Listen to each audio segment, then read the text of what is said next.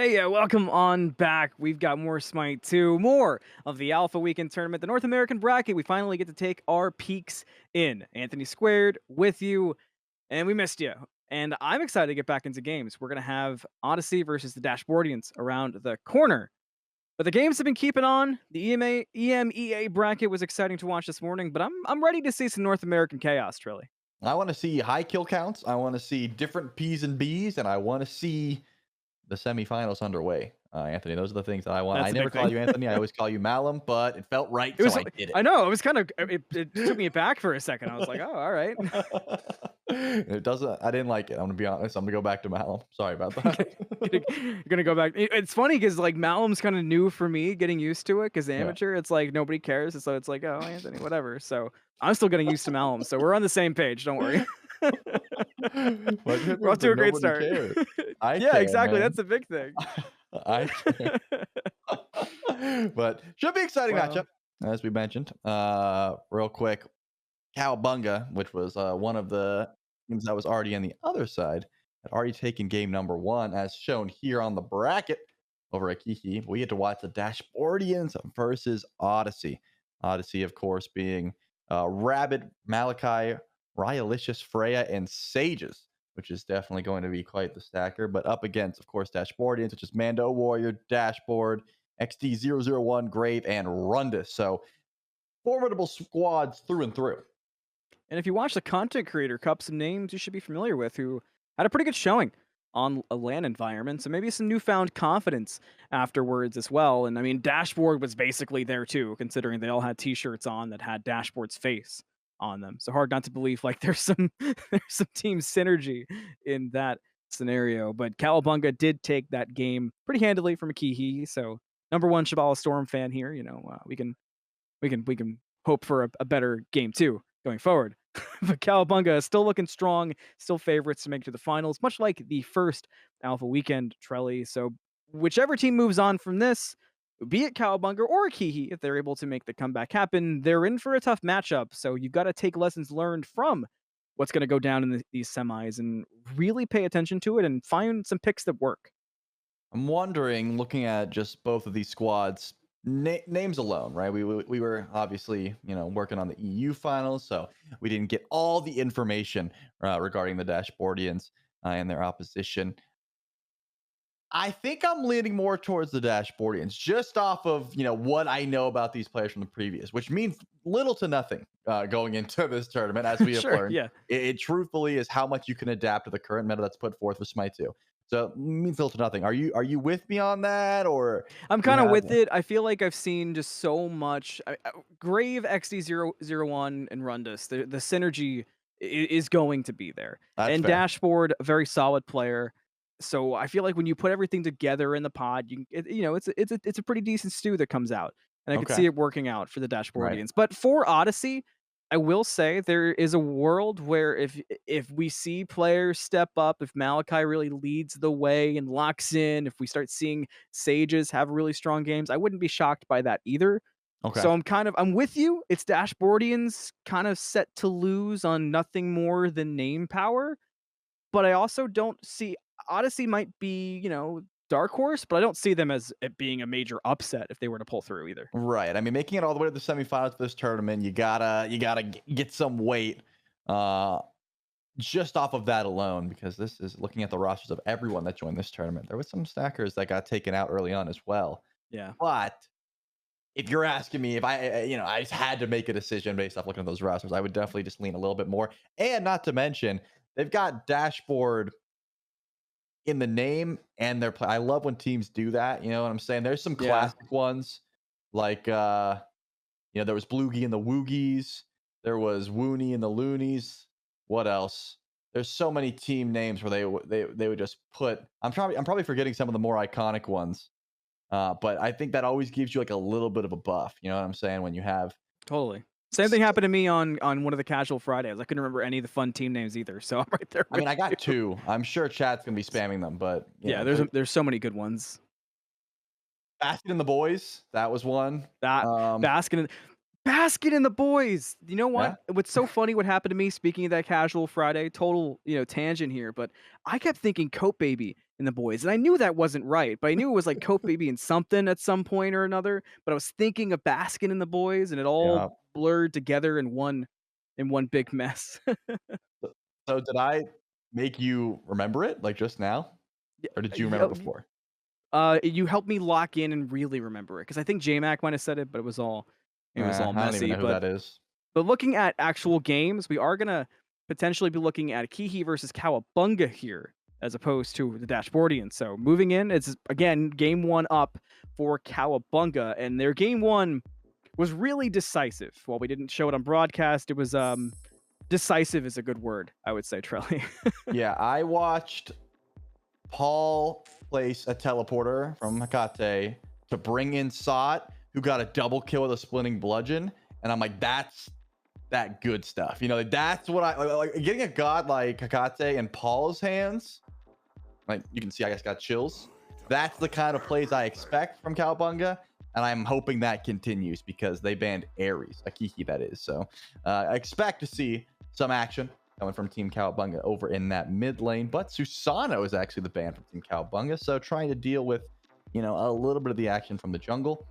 And we'll have to see exactly where they want to go priority-wise, because it's Bacchus as the insta-lock. Do they value like the top meta picks, or are they going more for fun? If they're going more for fun, I could see Hades, I could see Loki, I could see the Morgan, I could see Hecate. And it is going to be Hecate. So I spread my guesses out. Well, I'll take that hit. Yeah, a hit's a hit. That's kind of Yep. the big thing, right? And Cowabunga definitely helped you out with that. Akihi, still some picks on the table. I did see a Thanatos come out from Akihi in the when I peeked over at Sot stream what was going on. I saw a Thanatos, which from the knowledge I have, I've been casting Akihi for a very long time and all the players there.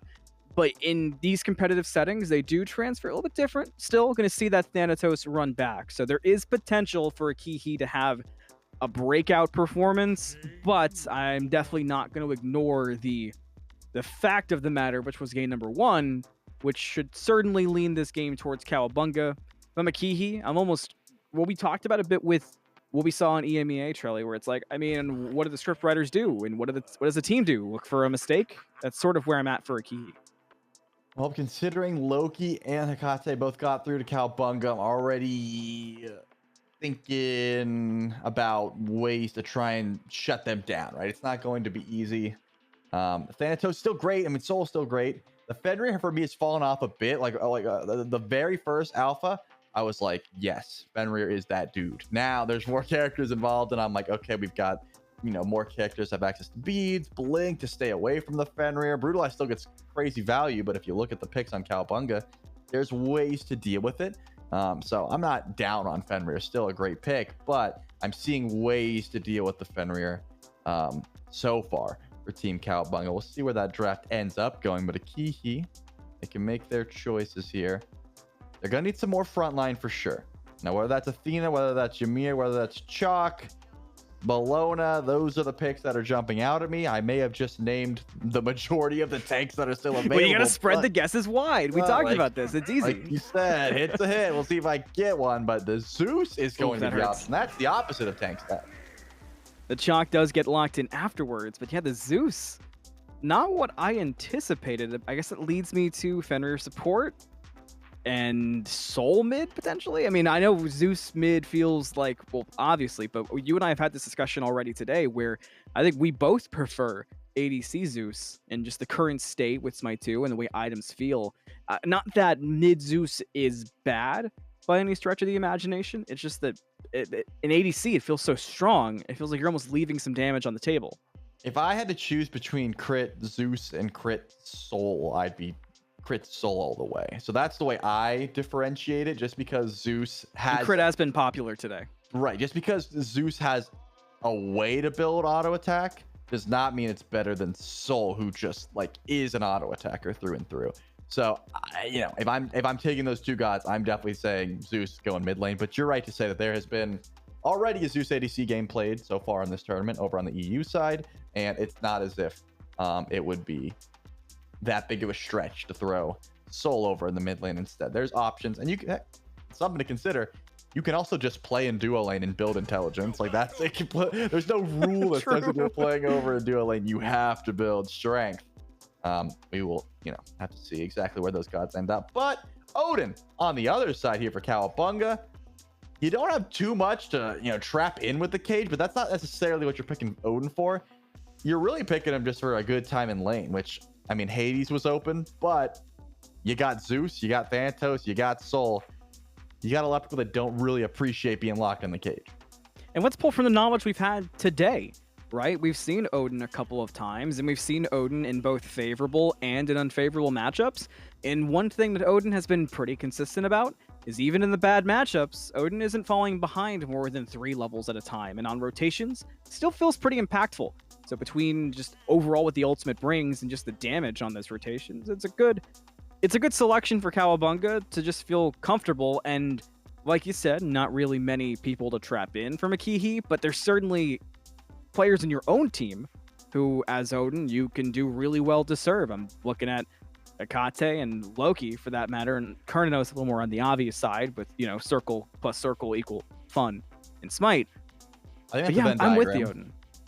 It's a crazy one, right? It's I think circle plus circle is a Venn diagram, but it can also be cool fun. That works there too. I like the fun a little more. Yeah, once one is more enjoyable, the other is just correct in school. I had to study this when I was like 12, so I was never good on book smarts. It was drilled into my head, man. I'm sorry, Miss D's get degrees.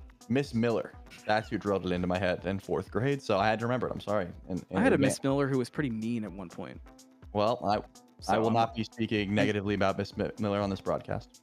Well, at least we've got, at least we have some similarities aside from the first name. But game time and semifinals. Dashboardians versus Odyssey. Anthony and Anthony squared with Doug on cams.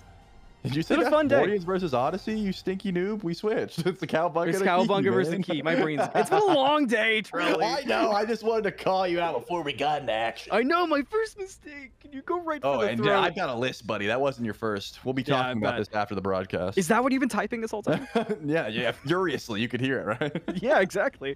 I didn't realize it was a Google Doc of all my mishaps. No, it's just I'm tweeting it live. Everyone can see them. They're all roasting you. Oh, wait. That's kind of fire, though. Yeah, everyone's like, oh my gosh, you noticed that too? And I'm like, yeah, guys, be easy. It's just, I'll take the promotion. But we're in game.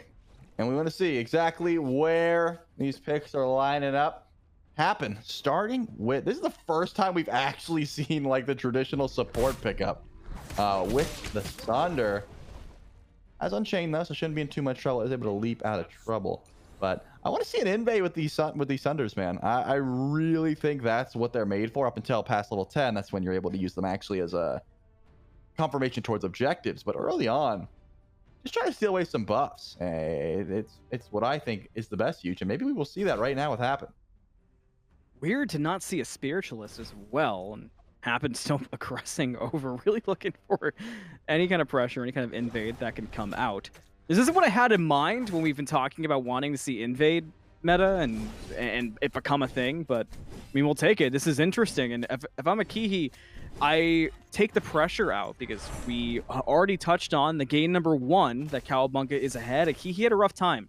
The final score ended up being, I believe, 17-2, so anything's an improvement, and if you can make the farm annoying, if you can control the pace of the game, if you're a Kihi, maybe that's your way back in. Yeah, I'm going to be honest. When I saw Thunder, this is exactly what I pictured. Aurora standing at speed buff, ready to steal it. That's what happened. Happen did the same, so both supports were on the same page. Maybe in game number 1, Happen wasn't ready for it. This time was. Either way, already getting very aggressive. Aurora falls low, and first blood going the way of Happen. Akihi comes out swinging in game number 2. I mean, immediately, we're just on point. They knew exactly what to do when a Sunder Fenrir and a Sunder Bacchus walk at the enemy speed buffs. Just trade. You don't have to try and contest. Just trade buffs. Works out perfectly. Improvise, adapt, overcome. You said it. He learned from game 1, and they came out with ideas and ways to change the narrative and take some control. We'll see what goes down here with the gank coming out from Rat Milk on the Thanatos. Doesn't want to overcommit, however, onto Sod, and will step back, which is the go button. And now the re-engage is good. Rat Milk will bring down Sod, but can you save Karmic? No, not going to be the case. That's a kill for the Loki. It's a bit tough how it works out there for hi-rez. I'm sure they wanted to be cleaner than that, but I do like the re-engage that we saw from Ratmilk. I mean, they're still finding kills, and that's really what matters, right? They're able to just translate these ganks into actual success, get some extra gold in their pocket. Be okay for now, at least in the early game. And I think giving those kills, one over to Happen and one over to Ratmilk, also bodes quite well, just because Thanatos is going to be, you know, the majority of your kill confirm, and Happen is going to be your tank. So not a bad call to get them a little bit more damage, a little bit tankier online. I am curious as to how to Happen ends up building, possibly into the Neem's first item, which is just that traditional support start. But when you get First Blood, I almost like a little bit of strength mixed into the build, right? Able to help slow, like snowball, especially if you hit level 5 first. I was curious if we might see that. You know, I liked that you pointed out early, sort of Aurora taking control, using out Sunder. I'd love to see some creativity come out, and there is no defined meta that you have to really conform to, and maybe Happen on this Fenrir can set up something different, go for that double jungle play, or maybe Happen will get knocked up and potentially brought down. Is there enough damage? No, the jump away from the stun, gonna be good. Happen low, but survived. Now Aurora, same story, gets away. Action there. There was a Sunder used just to try and use some extra damage there. Happen also hiding in the grass, wants to make a play. Pay attention to Ratmilk, though, on your map. Is heading over to duo lane. If Aurora flops in, I think he's just guaranteed dead. Happen is trying to bait it. Low health. Can you bait out a belly flop is the question. Or are you not even caring? Are you looking for a different target? The Scythe gonna hit, but is there enough damage for a kill? On the Arc, no, there is not, and Bacchus will get away too. That has bought time as well. Trouble in solo for Karmic. Do you get away with it? Maybe. The heal's there. Sot definitely bullying out, but Karmic okay for now. That gank did happen in response over in duo lane, and Panaton will bring down Tegvir on the rotation. That was what I was going to say, is you spent so much time that you forgot there was another jungler, and Panaton will make you pay. There's two, a reset, and Happen is the new target. Is there enough speed for Panaton to bring down Happen? Maybe minions and the decoy! He's gone! That's 3 for Panaton. Yeah, I mean, Panaton only gets 1 kill there. Then he gets the reset, so he gets 1 more vanish. Then he gets the reset, gets another vanish. All the way to pop the mana pot to make sure that the decoy finishes the job. Well played. We're on Panaton. I mean, so much damage come from the Loki even before level 5, which is ridiculous. He's only going to get better. He's only going to get stronger. Sot almost had the solo kill underneath the tower there, but got 1 HP himself. So good idea for Karmic to just stick around, because you know that Sot's going to leave. And now Sot's back. So it's a little bit different. Karmic has to back over in the right side. Stealth Grass will get found out. Doesn't seem like it, so it's on back. I do like how aggressive we're seeing the solo lane. Oh, hold it. I thought Roar.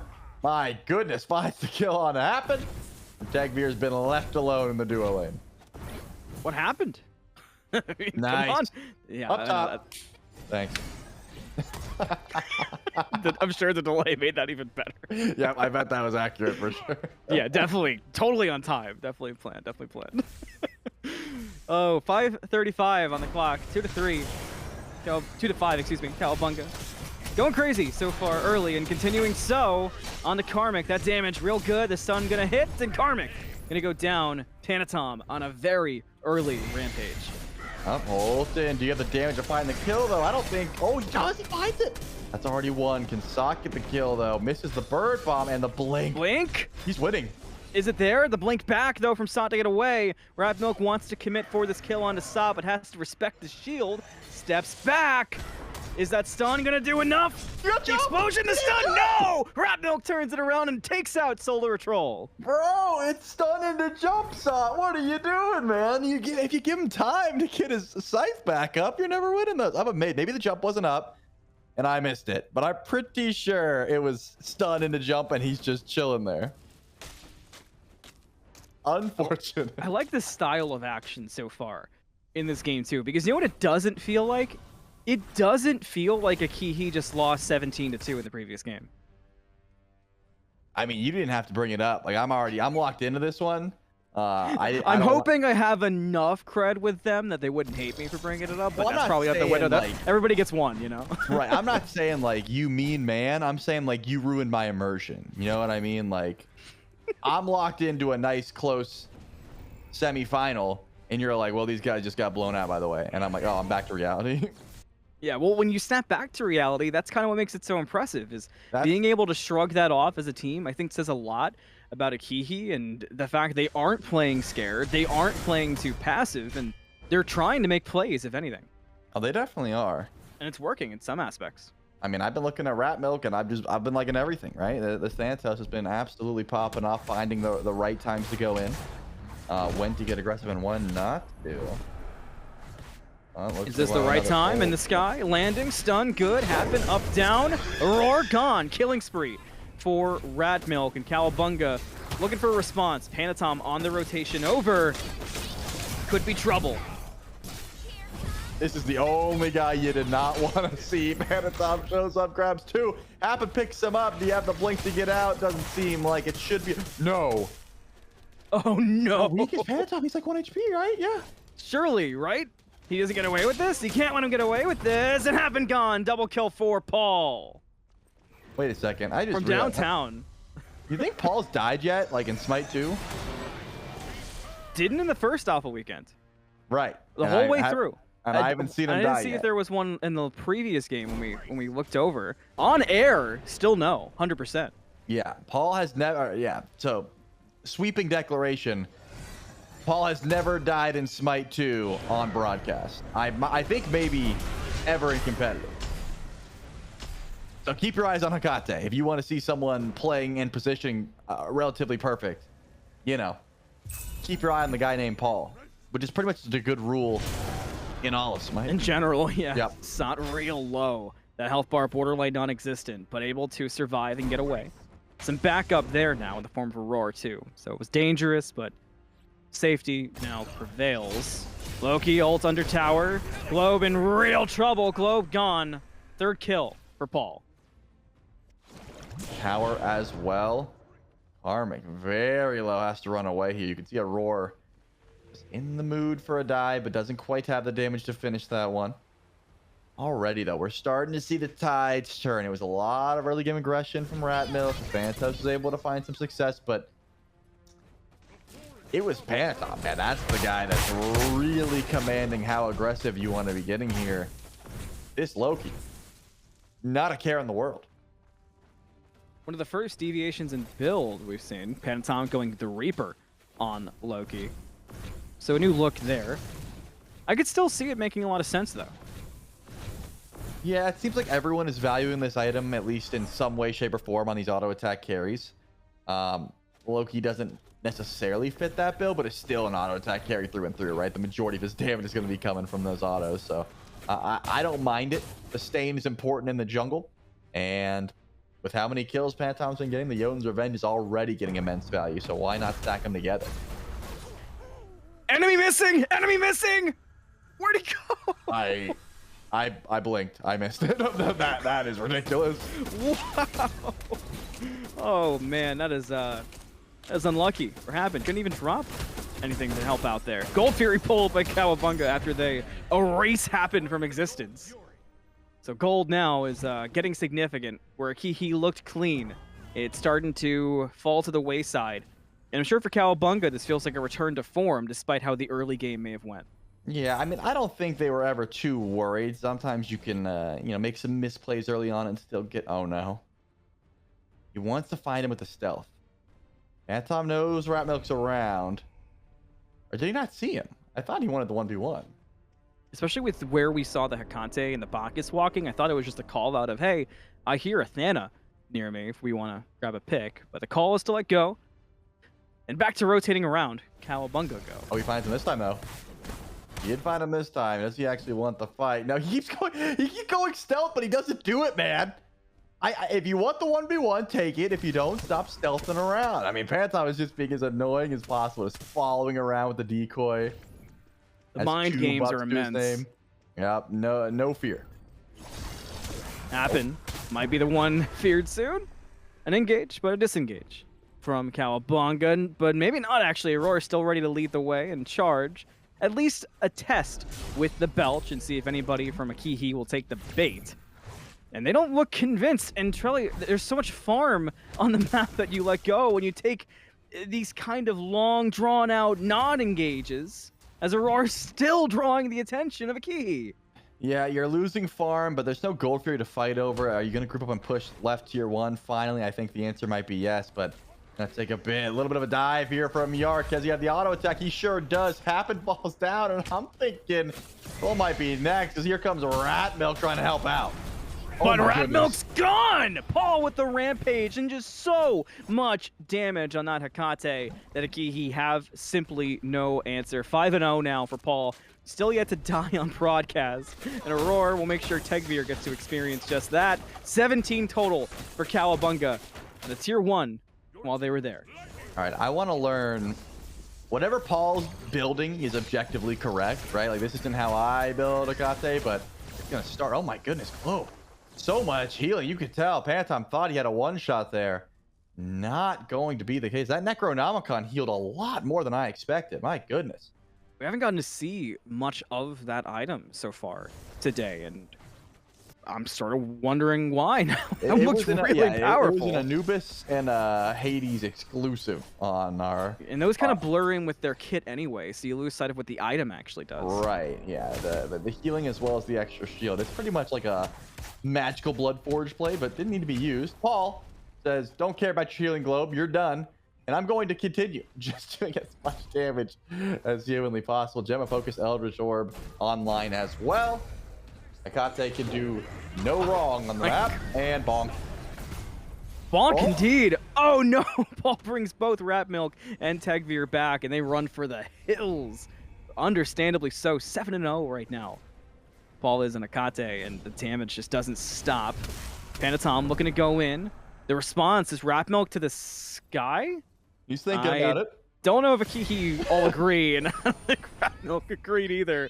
It's a step back. You know, we talked about snapping back to reality. I think Akihi had reality hit at once. And we're like, wait. No. Come down.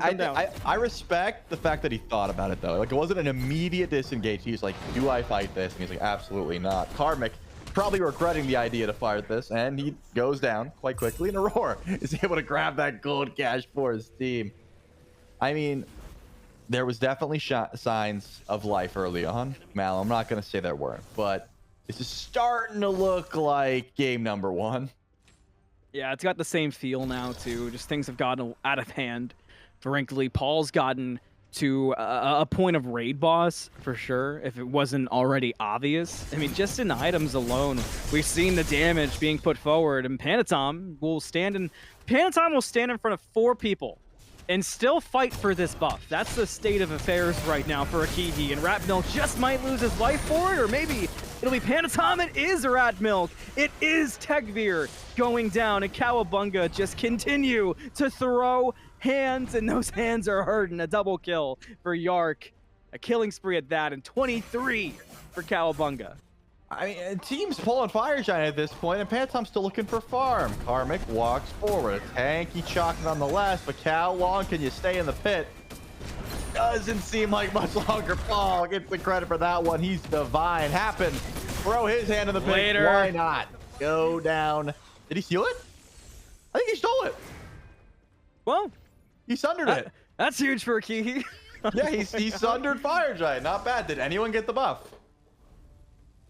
I don't think so. Nope. But nobody in Cowabunga got it. So if you're looking for positives, if you're an Akihi fan, I found it. You got the one. But the biggest problem remains Paul. And then not far behind that is the 7-1 Loki piloted by Panatom. Oh, he goes down from Rat Milk. This is ambitious, but maybe this will work out. To Supernova committed 2. Panatom will go down to Tegvir. That's huge. I mean, that's a 1v1 that Panatom didn't need to take. Found it anyways, and then just gets dropped. Like, no blink. Ult was already used. Unfortunate spot there. This is where you start building the lead back up, right? You get a Fire Giant, you get a Gold Fury attempt, but already Cowabunga 4 strong. Step 4. They're not letting this go for free. In fact, they might want to fight. Akihi have to respect Aurora, every time that Bacchus walks up, the initiation has just been so good this entire game, Trelly. It certainly has. Not to mention, there's no lack of damage on the side of Cowabunga. Just about everyone can hold their own in a 1v1. But I have been liking the way Aurora's been potting this Bacchus. Still damage of his own. 3, 2, and 12. Not a bad look. Sword Fury does get started back up by Cowabunga. Happened. Only one nearby. Already stole one objective. Can he do it twice? Seems to be a little too late, and it will be, but he jumps it anyway. He jumped still! And it's going to be the big dog running away. Cowabunga look like they're even considering the chase. They were like, do we really need it? Sod says, I got it. I'll handle it. The rest of you go to mid. But Paul was there, and Paul erases happen yet again. Globe shouldn't be too long for the world either. A lightning storm for the cool effect. But Panatom with the actual kill. For the cool effect. Bro's ult was a cool effect. Seemed like it. 0-5-0. Not looking any better for Globe. Paul working on his godlike 11-0-1. Who dares steal one of Paul's kills? I don't know who got the assist, but just disgusting. He could have been one off of godlike if he didn't do that. Either way, 27-6. Pretty decent gold lead as well. Tier 2 tower drops, but a Phoenix might be what they're after. Phoenix might just be what they have. Happen looking to stop it. Did jump in. Did not go down, which is the positive there for Kihi. Rat Milk lurking in the jungle, and Cowabunga will just call things off and pace the game out at their own rate. I mean, they're beating their own pace from the previous game, despite the closer kills, closer being 6 versus the 2 for Kihi. They were pushing into the Titan. Cowabunga was in Titan at 21 minutes, and Sot was yelling at Paul about having a quadra kill stolen. So we're on pace for a similar state of affairs. Unfortunately for Sot, it'd be harder on Odin, right? The Bologna, I think, is easier to chain together kills. Odin 2, 2, and 6. Not a bad performance by any stretch, but a little bit more difficult to try and string those kills together, whereas Panatom and Paul are having no issue just stringing together those kills whenever possible. I'm still waiting to see if anyone can kill Paul. It would take a miracle because Rat Milk doesn't have the damage to do it. Happen doesn't have the damage to do it. Globe might, with help from Rat Milk, can happen, but Paul just never gets out of position, man. He always knows where to be. Balor's Eye picked up, Gem of Focus, plenty of pen, and then a Staff of Mirrodin as well. No. Oh. Globe just turned the wrong corner into Yark, and Paul with the final hit, still working on that godlike. That makes 12 for Hecate. Rat Milk to the sky. Roar's kind of weak. Calling back. Tegvir just dying to Yark. The landing for Rat Milk didn't look much better, and Akihi will fall back.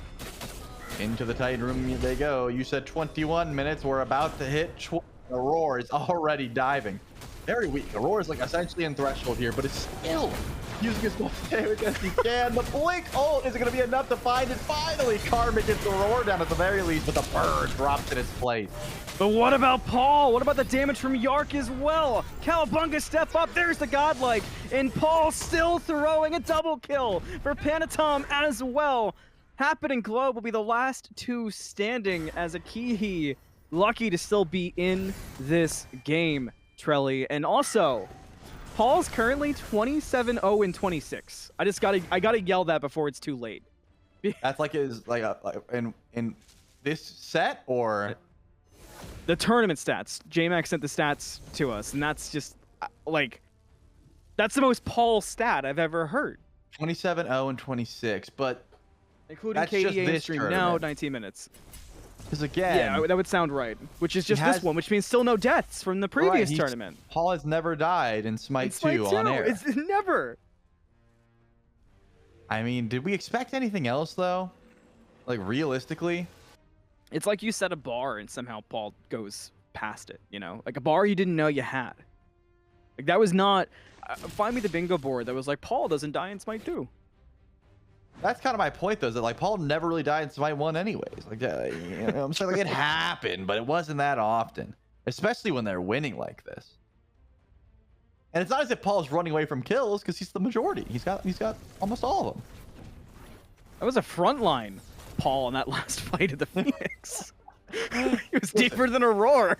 There's some things I'll never get tired of, and watching high kill games and just watching Paul cook, man. And so far, that's all we've been able to see. Globe cannot match that same level of DPS, but he's farming up, trying to get the Zeus damage here. Karma can happen nearby. Remember, Sunder can steal away this objective and delay the game. That's Happn's main goal. Get near Fire Giant when it's weak, when it's under 1,000 HP, and steal it away with Sunder. Aurora can counter. He's got a Sunder of his own. But as we learned last time, Happen will make it happen. You know, if he's nearby, he will try to confirm and steal that objective. Unfortunately, Globe, his life was stolen by Panatom. Yeah, if Happn's objective is to sunder the Fire Giant, the rest of Akihi, their objective popped up. It's survive, and it's not going amazing so far. Cowabunga just doing the Fire Giant at a leisurely pace. Happen locked in the cage and down. So the Sunder won't be a problem for this Fire Giant. And Cowabunga, I don't even think truly care about the fire. It was the bait around it to try to get rid of Akihi. Tegvir is in duo split pushing, but there's only so much that can be grabbed. The fire will go down. Cowabunga now have it around the belts of 5 with 33 kills in 23 minutes, so 21 minutes out the window. Cowabunga are certainly on the precipice, Trelly. They're trying to wrap this one up and send themselves forward to the finals. Doing about as good of a job as one can do. Right side Bird is their target. Still split. Panatom in the jungle trying to find a 1v1 with Rat Milk. Will he be able to reach the ult is the question. Doesn't seem like it. So we won't see any Thanatos v Loki action just yet. But yeah, this right side Bird already sieging forward his side. No reason to fear. Just start smacking the Bird. Cowabunga ready to end it. Ready to move on. Sick of this game. And Akihi just gotta hang on to see more. Sot leads the way. Phoenix still standing, but the damage is there. Karmic gone. Cage out. This could just be the end for Akihi if they can't find their way back to reset into the fountain. Cowabunga spread out. Consider Titan, but mid Phoenix also an option when it does respawn. It's Titan! And Paul leads the way, eliminates Tegvir, and there's more to be had. Rat Milk in the sky, not much you can do on the land down. The damage is just too much from Cowabunga. Everybody's grabbing a kill. Sot, Paul, Panatom each get one so far. And Akihi just hanging on by the thinnest of margins. There's the knock up, the land down, another for Panatom, and another for Paul on the way out, who remains undying. And Cowabunga stamped their ticket to the grand finals. 15-0-7. Fantastic performance out of Paul on Hecate. Seems like this god was forged for him.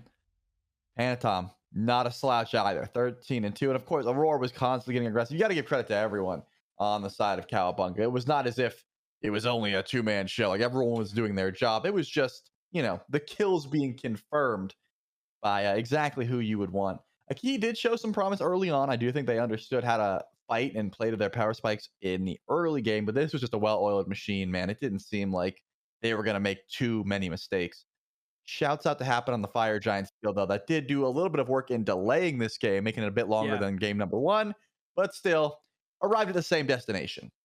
Well, let's see how Cowabunga are arriving at their destination of grand finals. Take a look at the bracket for North America. Dashboardians will be meeting Cowabunga in those grand finals, getting the advantage over Odyssey. Now, I gotta say, I care about one thing for this grand finals, frankly. I just care about watching and seeing if Paul continues to go undying all the way through. I mean, obviously, Cowabunga coming in for the first tournament were the favorites. For this one, hard to look at that roster and not assign an automatic favorite. But the storyline of Paul being undying is perhaps the most interesting to me. So that's what I'll be locked in on personally, Trelly. The thing about me, Malum, is that I'm a hater above all else. So I think... So you're looking forward to death. If it was me, I'd pick like 4 early game gods, grab Sunder, and hide in the grass somewhere and just wait for Paul. I'd give him one death, throw the game, and then just end the legacy here. That's you diabolical. Know? It is diabolical, truly. But it would be a heck of a watch. and knowing Paul, he'd be like, I bet there's someone in that grass, and he would simply avoid it, and then my plan would be ruined. But either way, yeah, and then we've got a super early quadra. I'm cool with that too. Whatever it is, it's good air, and that's above all else what we're here for. But excited to get to the NA finals here shortly, and should be a good matchup regardless. I mean, Dashboardians, again, no slouches for making it this far. They had some pretty good matchups to get here, so they should be able to put up a fight, and I don't think Cowabunga is going to just want to run over them by any means. I don't think so either. I think it's going to be a battle. But we've got to get there first. So when we come back, you're going to have Gore and JMac, and you're going to have your North American Grand Finals. Thanks for hanging with us, and don't go anywhere. We'll be right back in Smite Game.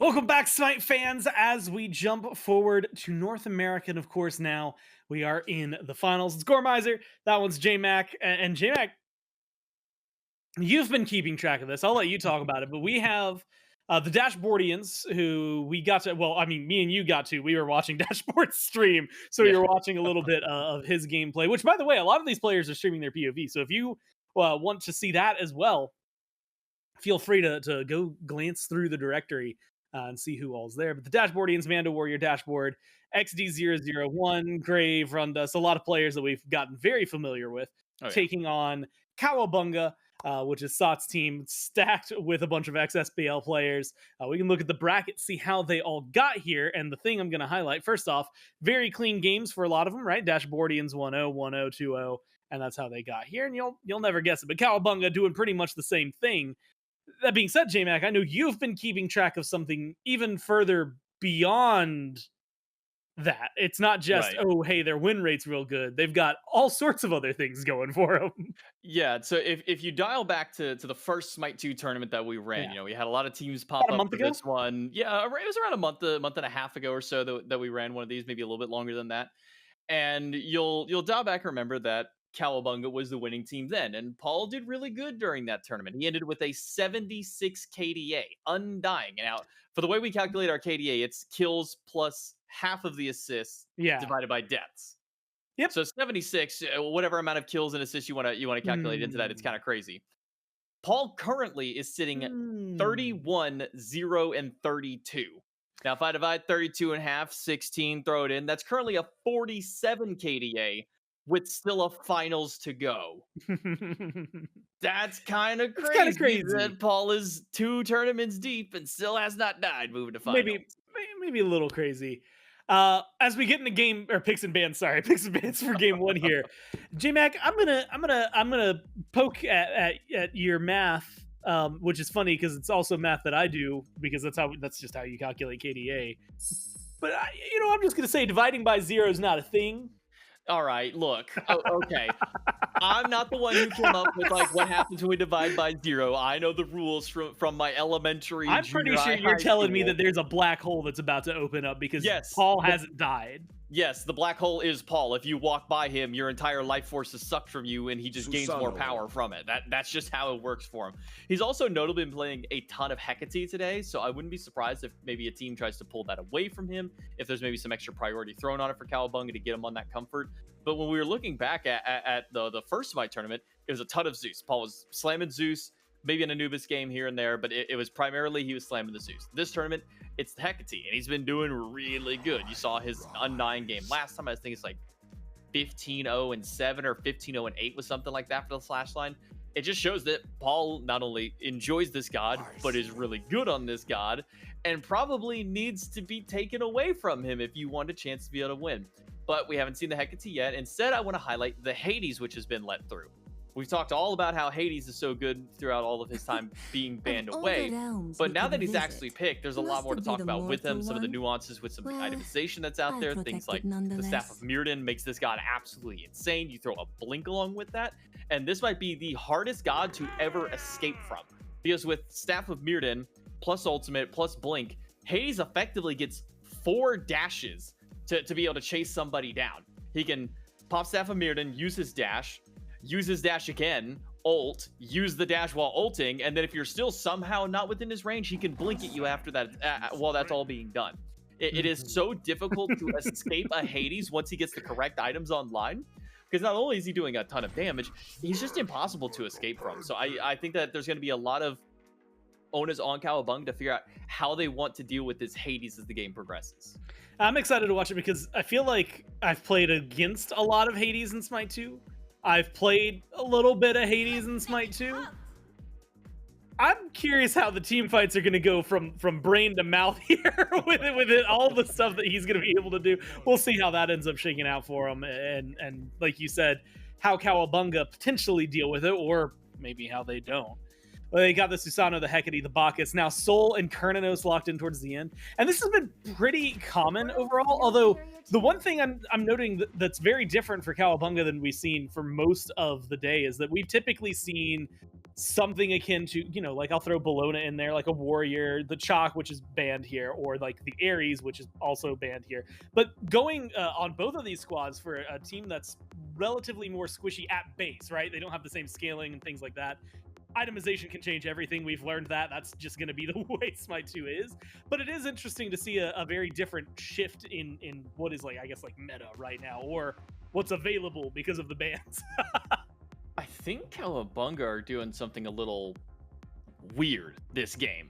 Susano, Hecate, Bacchus, like, you could look at that. Hey, Susano, that's your jungler. Hecate, your mid laner. Bacchus, throw him in support role. And you see a Sol locked in. You're like, okay, cool. You got your dual lane. Your dual lane is now locked in. You throw Sol over there, no big deal.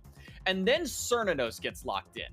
And now it leaves the head scratcher of where are these picks actually going?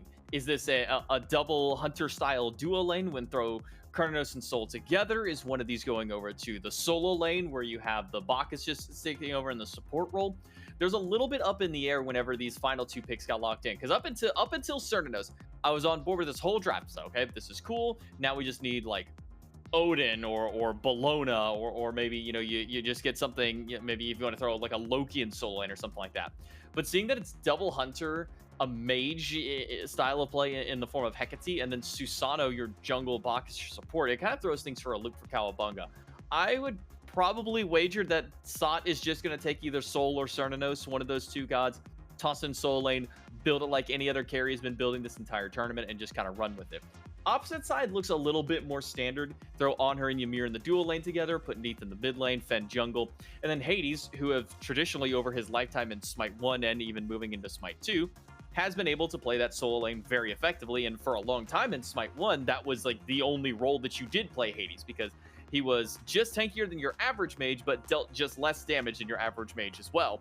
So you would just build him a little bit tankier, or maybe use just full damage and throw him over in solo lane, and he's all good to go. So I think for Dashboardians, their composition is a lot more laid out in stone. Pretty easy to guess, unless they're going to do something similar and throw Hades in mid and then a Hunter over in solo lane to face off against Sot. It's the Cowabunga roster that I'm scratching my head a little bit. But considering how dominant the Cowabunga has been this tournament, the fact that their mid laner, traditionally one of the least safe roles in the game because there's so many entries into the point, their mid laner has not died yet. Cowabunga could just be playing whatever in the world it is that they want to play in roles. This could be a Susano solo for all that we know. Sot likes to do crazy stuff over that direction. Maybe throw Cernunnos in the jungle. I don't know. I guess until we just get into game, there's a lot of question marks up here for the Cowabunga roster. And, you know, something I agree with you to an extent of like, hey, what they're doing is like different and like, who knows? But I will say, if there was any team that was going to focus like exclusively on just pure aggression and violence, this is the team to do it, right? Like, if you're like, hey, you know what? Our lane phase is going to be a lane phase. Like, we're going to be walking around as a 2 to 3 to 4 to 5 man death ball at any given phase of the game. We're probably like, I wouldn't be surprised if these dudes go for an invade. I won't be surprised if we see them not necessarily 2-1-2 because the jungle is still just way too valuable, but kind of 2-1-2 and then have that turn into like a 1-3-1 every now and then. Like, I feel like this is a team that for Cowabunga will play aggressive and will make these picks sing, despite the fact that things might be a little wonky and different than what we've gotten used to seeing. Meanwhile, the other side, like you said, with it being a little more standard, having a couple of things that have been like heavily banned, I think the Dashboardians did the best job they could have in picks and bans to get themselves set up. Now we have to see if they can continue doing the best thing they can, put their best foot forward. So we jump into game number 1 of the finals. Cowabunga, Dashboardians. And it is going to be... it's going to be a lot of fun. So I see immediately the carries, as you had highlighted, going over, at least for Dashboardians specifically. Mid and carry. Makes sense. Sot is the one playing Soul. Oh, Solo or Troll. Got it. Understood. It's in his name. That's my fault. Ah, it's just like a a long or, just like or Soul or Troll. Yeah. I gotcha. We solved the mystery. yeah. The pressing mystery everybody was really concerned about. I'm really, I want to say, interested in the fact that it was Dashboardians. I see more grouped up and more like they were looking for a fight early on. I mean, you know, Sot was around. Everybody was nearby. A fight could have happened at any point in time. But Dashboardians were more well grouped for the initial portion there. That being said, outside of that, is there anything on the map right now outside of maybe how deep Bacchus is that is catching you off guard? No, not really. I think Aurora doing this makes a lot of sense for one of two reasons. I should say for two reasons. One, it's Aurora. Aurora and PBM, when I think of players like these guys, when invades are a viable strategy, they're going to be the ones trying to do it. Even more so now because Sunder is in the game, and Aurora can literally just do this. He throws his life away. He just stole a speed buff away. He just gets a free speed buff because Sunder deals 400 some odd damage to a camp this early in the game.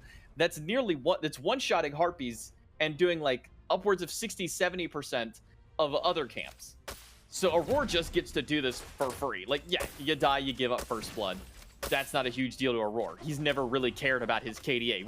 We're talking about a man who went like 0-12 on Opwash in a professional match in support role.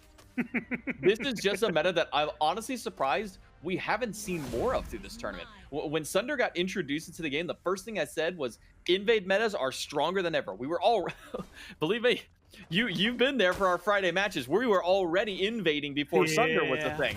Now Sunder's the thing, and we just get to steal every camp on the map. I'm honestly surprised this is one of the first instances we've seen at this tournament. And I gotta give Aurora a lot of credit because Aurora is, you know, hands down, I mean, he's one of the progenitors of not just like the invade. I feel like when we go back to, what was that? I mean, season 6 is the last time we really got to see that, and Smite 1, although hold that thought, knock up, good, pinned against the wall, kill them on the hardcore, and Dashboardians, they're looking pretty solid. Although Aurora is going to be able to escape this time with his life. He watches his carry fall down. I was going to say, as one of the progenitors and strongest players in those invade metas back in the days of yore, speaking of yore, Phantom, and Sot coming together. This is what I expected out of this team. He is someone who will gladly trade his life, Aurora that is, to just get something done on the map, to strip experience away from you, just to be annoying half the time. Yeah, I mean, we were saying it all throughout the end of Smite 1's lifetime. If you're defined and classified as an annoying support player, you've won. You have cleared the difficulty of ever being support. When somebody walks up and says, man, you are annoying to play against as a support, that's not an insult. That's a compliment. Take it what you will. You might hear annoying and think that's insulting, but it's the highest praise you can get as a support. Solar Troll, still no way. He's gonna go immune. Has the Saporate. Should just be a silence auto. Yeah, there's the Brutalize to get the kill there. Overextending a little bit, sending that deep up to enemy tower lines, but look at what he's gotten from it value-wise. That tier 1 tower is sitting on like 15% HP. Soul in Smite 2 operates very similarly to how old Soul really kind of played in Smite 1. She is a tower killer if left alone for too long, and when a god is dead for a while and no teleport is available in the game for your solo laner, that gives such free reign on that side of the map. It now does not surprise me why he ran Soul solo as opposed to Cern does. It's because he just destroys towers. Honestly, would not mind seeing another gank over there for that exact reason. Might see something happen over here. No, Paul instead disengaging as opposed to trying to maybe pull someone in or the opposite, go in himself.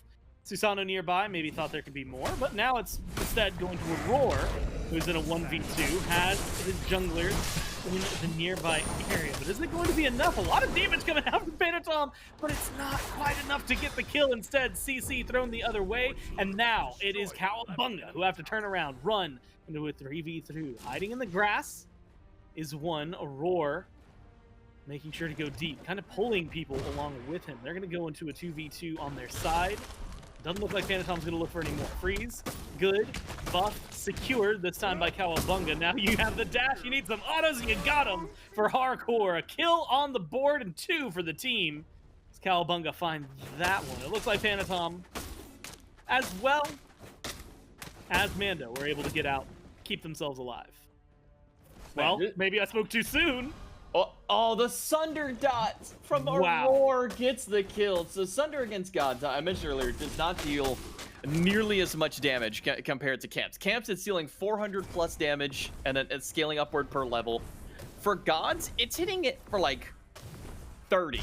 At this point, it's hitting for like, level 5, so it's hitting for like 35 damage a tick. That's not a whole lot at this stage. Solar Troll gets a solo kill behind what used to be a tier 1 tower, now no longer there 5 minutes in the game. Was actually taken, I think, about a minute or so before that. This is a weird level of aggression that's working really well for Cowabunga. Sure, the kills reflect 4-4, but it's a 1,500 goal lead for Cowabunga. Sod has been the one who's taken half of the deaths for his team, meanwhile Rundus as well, so Soul Lane is kind of just eating up a lot of the deaths for both these teams. Now I actually see Paul gets get back on the board here, throws out the ultimate, but doesn't catch anybody. And I actually want to highlight Paul's use of that open the gate last time. Never mind, gets himself on the board. Easy little pop for him. But you saw it last time when the Amir was rotating in. Dashboard tries to go for the gank in mid, and you see Paul channel his ultimate under tier 1 tower. It's because he faced himself away and threw the second half behind his tower. So that way when the Amir pops in, he jumps in the gate and he's back to safety. This is the level of utility this god has and the level of safety that, while she doesn't have a traditional dash, as long as that ultimate is available, it's a pretty good look for a Hecate. You know, a real quick scan. Where is Aurora? 1, 2, and 2. Okay, that's not as bad. I was gonna say I was about to start taking over/under bets on what his death number was going to be towards the end of this. Still doing fine. Admittedly, just making sure that he can open up scenarios for his team. Saw it. Did get that tier 1 tower, by the way, so that's a little chunk of change in the pockets of Cowabunga. Still has to play carefully against the Hades, especially as items start to come online. You feel a little bit stronger if you run this, although still looking for that big power spike. In fact, right here, you're going to get set back. Great autos weaved in, and Scott, who tried his best to turn it around.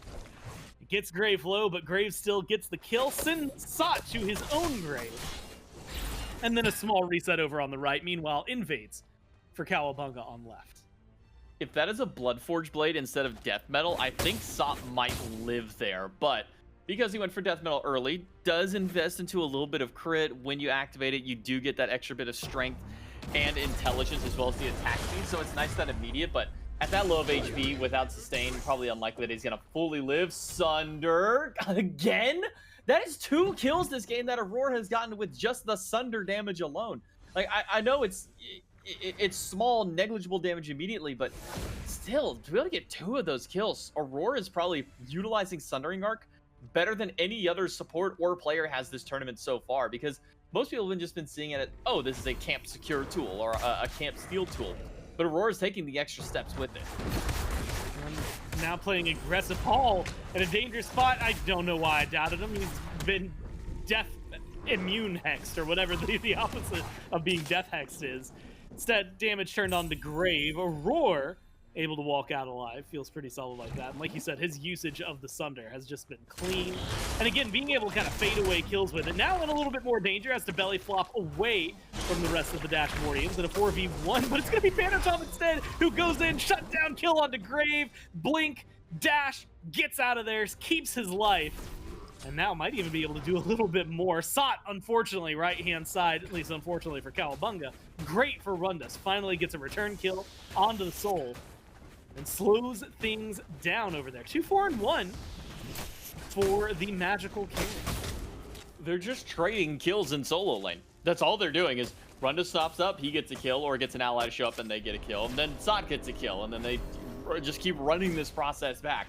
The difference is that Sot, even though he's died more times, has the 1 extra kill, has taken a tier 1 tower through all of this. So he is just slightly ahead because of it, and his itemization has allowed him to really lean into this style of play for himself. I don't see him really slowing down anytime soon either. You see rotation over to the left side of the map. Dashboard uses his wall to jump away, but instead it's right into the hands of Yart and of a Roar. Make sure that Cowabunga picks up their 9th kill of the game, 16 minutes in the game, or sorry, 16 kills in the game, 9 minutes in. Is a great look for the pacing for this one, but it's just Cowabunga that even when Cowabunga is dying, they're still getting something off of it. When Dashboardians are getting a kill, it's not like they're taking a tier 1 tower or stealing a camp away. It's just, hey, we got a kill after they've already done something beforehand. Yeah, that's, I think, to really emphasize that point right there. Death on the Sot, you look at his tier 1, it's halfway dead. It feels like it's really good. Honestly, compared to a lot of the games we've seen at 10 minutes, that's doing a lot of work.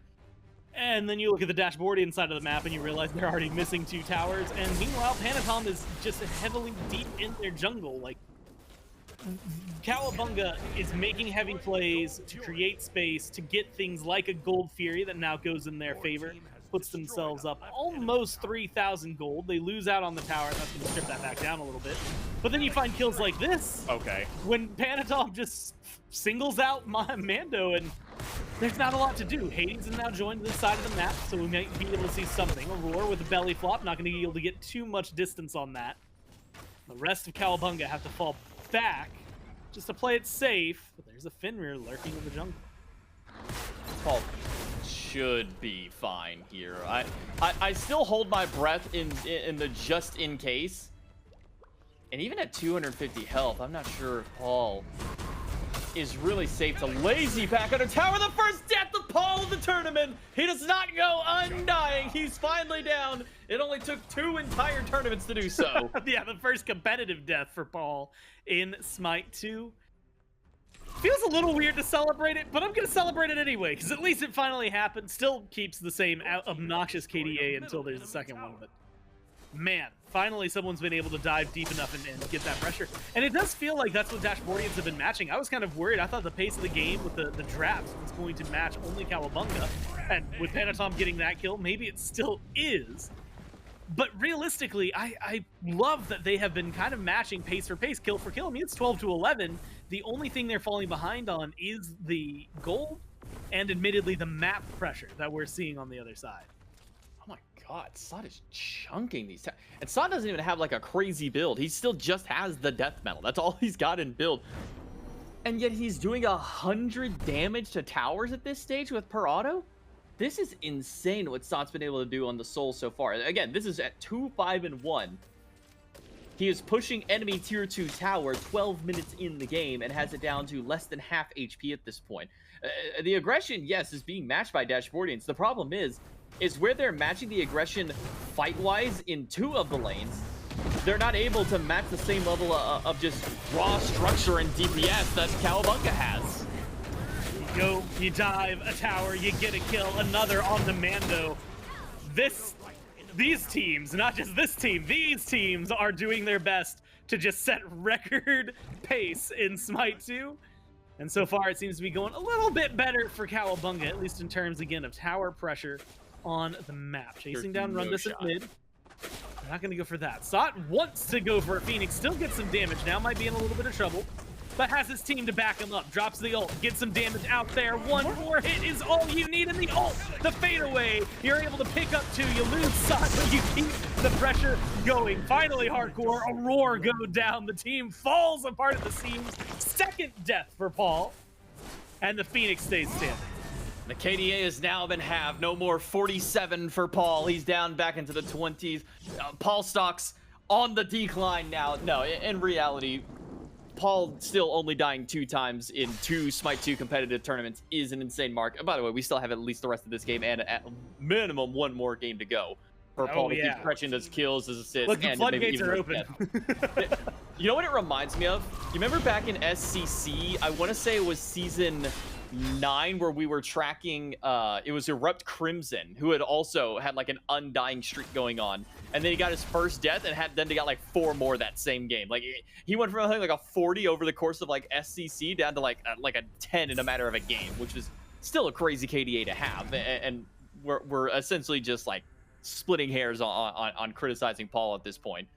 But it's what it feels like for Paul. He's just been such a dominant factor for Cowabunga and across SMITE 2 competitive so far. But the fact that he's only died twice for how aggressive he and his team have been playing, it is absolutely wild to me. The build, though, does lend Paul to just do an immense amount of damage. It's something that Charlie mentioned earlier, where we were seeing teams kind of go for Soul Devour in your first slot for your more maid style of players.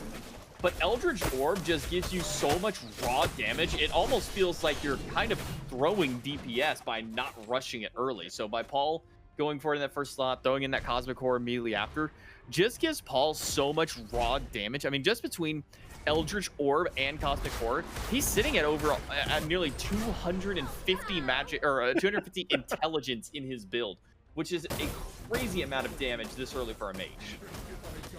I don't know who I feel worse for. Mando, who I believe just thought he was in a 1v1 and then 3 more people show up, or SMITE, who I think kind of recognized that things were about to go really poorly for him, but could not get out before the teleport channel. Unfortunate for both of them.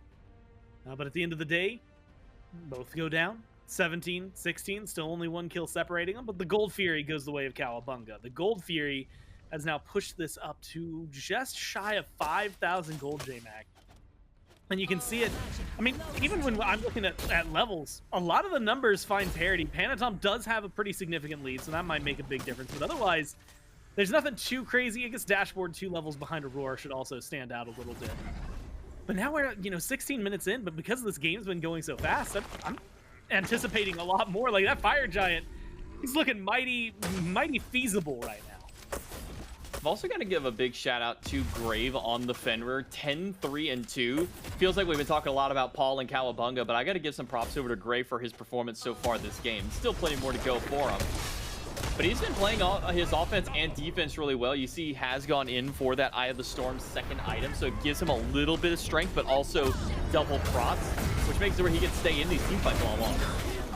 Well, 1 kill immediately on the XP001. Got a separation, a little bit of a chase going on in mid. Meanwhile, SOP peels back. They're going deep into the tier 2. Grave goes down 1 onto the Phoenix, makes it back to the fountain. Safe and sound, but that's not going to be enough for Mando. Chase down, has a lot of damage, just can't get the 1 target. There's too many surrounding him. Tier 1 knocked down, and you had called it earlier, but Stott, this Soul is a power pusher. Knocks down tier 2. And now the march is on. Phoenix seems to be there. Numbers advantage for another 5 seconds before we've got XD001 back. We just need to find that opening.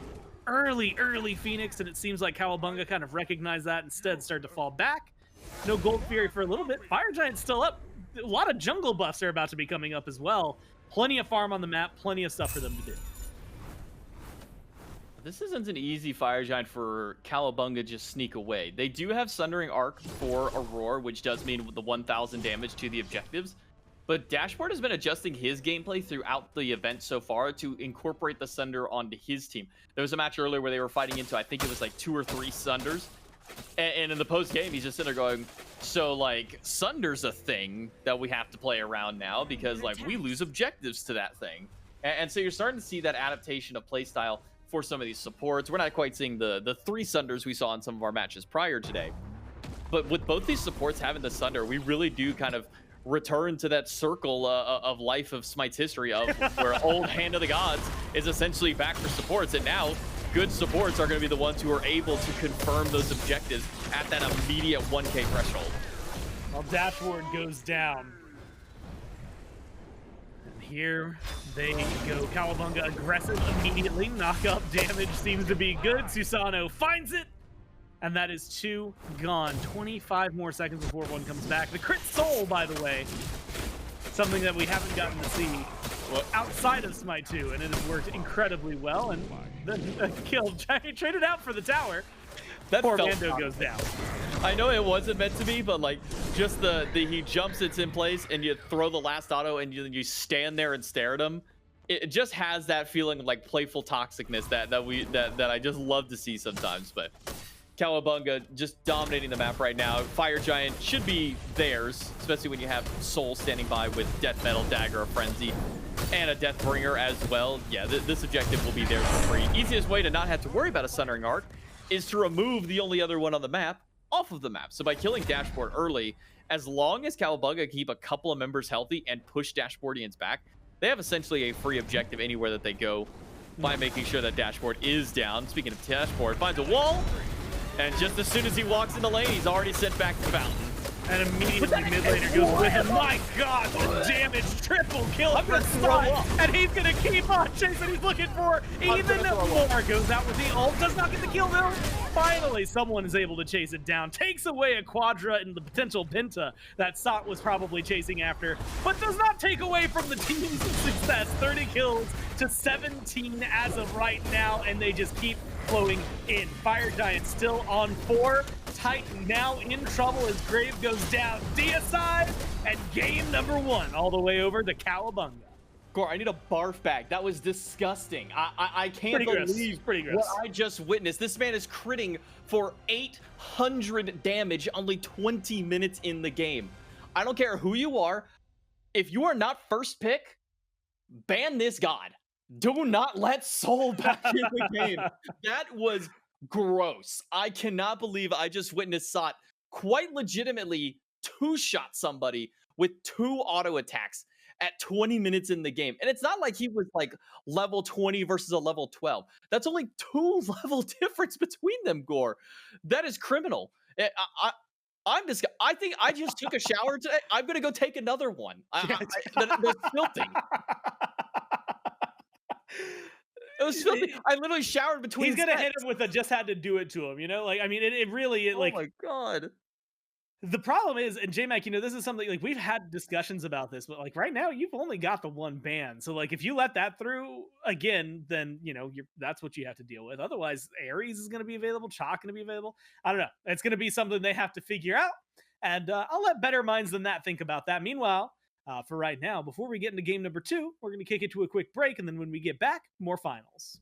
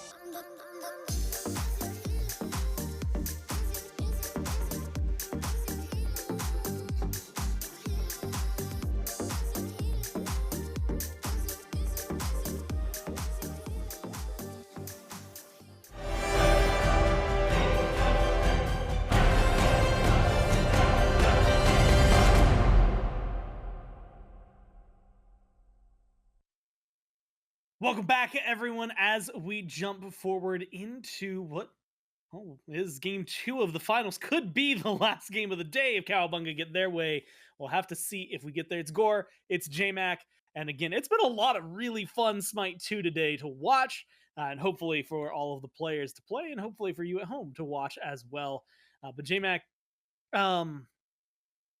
things I learned in game 1. Soul's good. Yeah, Soul's good. Sot's good too. Sot's good. Which probably makes that go like more hand in hand. Yeah. And we learned that Paul can bleed. That's the other important Paul thing. can in fact die. it only took nearly 2 entire competitive tournaments for Paul to receive not only his first but his second death consecutively, as pointed out by Zayden himself. Had 125 KDA going into before his second death occurred. Now sitting at a 66 KDA, which is still impressive, by the way. It has been absolutely insane. Well, just everything that Cowabunga's been able to do, what Paul's been able to do, just in general. Meanwhile, we have to figure how things are going to continue going, I guess, for Cowabunga is the best segue I can think of as we jump into game number 2. Dashboardians will be pick number 1, and they will go for a ban. Hecate is the ban here. So that was what Paul had been playing this last game. Take that away, switch him to first pick. There's still an opportunity for them to make some things different, but that means Chalk or Ares, maybe both, depending on how this goes. Okay, just the Chalk will be available now. And if I'm not mistaken, I'm going back through and checking through some of the match reports for matchups today, but I believe this is going to be the first game today that Paul does not play Hecate. So this is a completely different look now for Paul. There's still Zeus if he wants to go that route. I mean, that's a lot of what he played during the first tournament. He can always go Anubis. I believe that was what he played in the second game of the grand finals of the previous one as well. So still some options available to Paul. But seeing that Hecate was the priority on ban, but also hasn't been picked, just leads me to believe that Cowabunga can just grab Soul again, let Sot do whatever he wants in solo lane, fight against the Hades one more time, and lather, rinse, repeat. I think I'm most curious as to see where Paul is going to go, but we didn't really get to see a whole lot of what Hades is capable of doing, because most of the action that Hades was a part of was the constant 1v1s and 2v1s over in the solo lane, whether it be 2v1s against the Hades or 2v1s against the Soul. The Hades got very isolated that game along with SOT, and it wasn't until the very bitter end of the game that we saw Hades get to group with the team. Yeah. The problem is by that point, Sot's critting for 800, and as soon as Hades joins the team, he's dead. So I would love to see maybe a bit of extra emphasis put to trying to keep SOT down if he does go on the Soul. Said a couple of ganks earlier that way. Just make sure that Rundus isn't dying, because anytime that Rundus died and Sot had even half of his HP, a tower was under threat. We saw the tier 1 tower go down at like 4 minutes, and the tier 2 tower was being threatened at like 11 minutes in the game, and then very soon after the Phoenix. So I think there needs to be a lot of answer towards this Soul, try and match the aggression there. Now with an Odin locked in, it does leave me a little confused as to where this Hades might be going. This could still slant from mid. You could keep it over in the solo lane. Odin himself is a god that is kind of in a weird spot that he's okay in solo. He's okay in support. He's meh in jungle. I'll just leave that as open. So he has, I would say, better flexibility, because it's not like he is so much better in one role that he has to be locked down to it. I'm really a little personally surprised that we at least I would say high priority was the Chalk ban. Maybe that was a ban specific to deal with Dashboardians. Maybe it was just something that, maybe Cowabunga just doesn't care. But after seeing it banned in game 1, and in my mind being a high priority because of that, getting ignored for the most part, Hades, Thanatos, Odin. And so a little bit of wiggle room for Dashboardians. Maybe they could still try to fit it in if they wanted to, but maybe going, more towards someone tankier like a Ymir that has a little more magical damage, or at least magical focus in their kit and things like that, intelligence that you would want to build and things like that. Meanwhile, Bacchus, Soul, Susano, Neath over on the other side. If I'm going to be honest, JMac, it kind of feels like Cowabunga just want to run back a majority of what they just did. If it weren't for the fact that Hecate was banned, I think they really just would play the same comp. Yeah, I think right now the way that you avoid this soul being exclusively in SOT's hands is if you pick, well, I was going to say if you pick Cernanos on her right here and take the only 2 remaining Hunter style players out and then kind of force this soul or this need to be put over into the duo and or mid combo. But with the Loki being locked in and all right. What are Dashboardians doing here? Because none of these gods are great ranged auto attack damage dealers. Yeah. Hades doesn't particularly scale well with strength. I mean, a couple of these can go strength no problem, but you don't have your ranged in-hand damage dealer. Meanwhile, Cowabunga has at least 1. We saw what Vapor's Coast was able to do whenever he runs the Neath, similar direction. So you can say 2 if you want to have Neath that.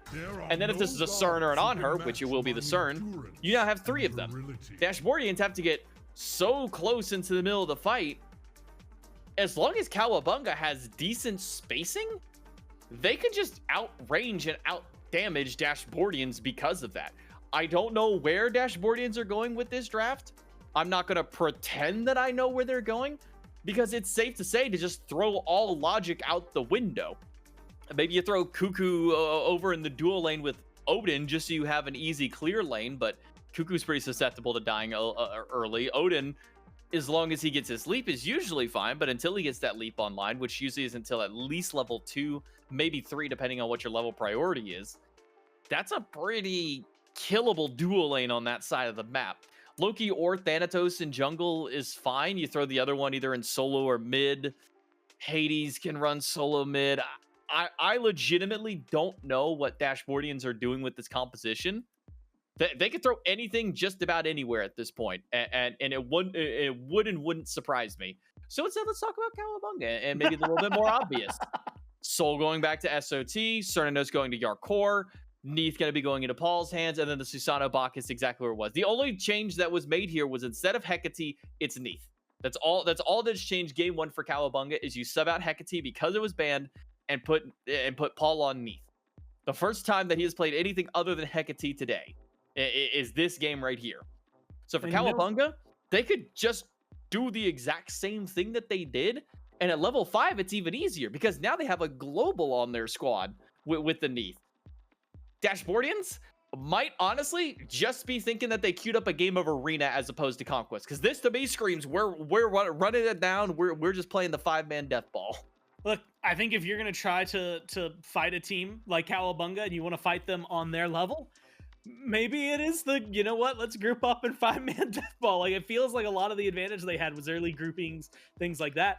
That being said, you had highlighted this, and I think a concern both of us have is when SOT was able to get a kill and left alone with a tower, SOT took the tower. Like, it was not just a question. Like, it was very simple, direct tower pushing presence.